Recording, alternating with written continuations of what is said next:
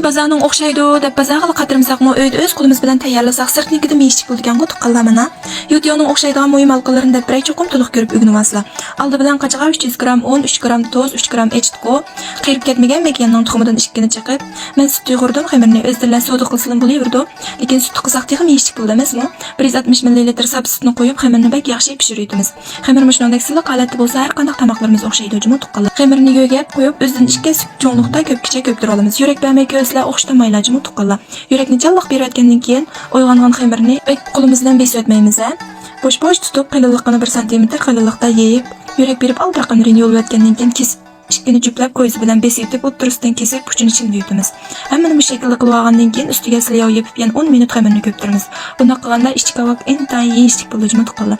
Qozonga al-nurining tunjisqin 1-darajalik sap qo'noq maylardan to'kib mayni pek qizdirtmay normal qizdimiz. Andan yo'tyovni bir-birlab pishiramiz. Al-nurining maylari sap quvvatli, barkatli chiqib bosh pettikmalar ustajimi tuqqan. Sirt satilgan yo'tyovdimi pek o'xshab ketdi mana. Filmni to'liq ko'rib qolsaydik qilsalar o'zlarim o'xshatalaylar, juma tuqqanlar ta'zimiz. Meni qo'shmagan tuqqanlar qo'shilib yurak berib, dillarni ko'proq yo'llab qo'ygan bo'lsangizlar.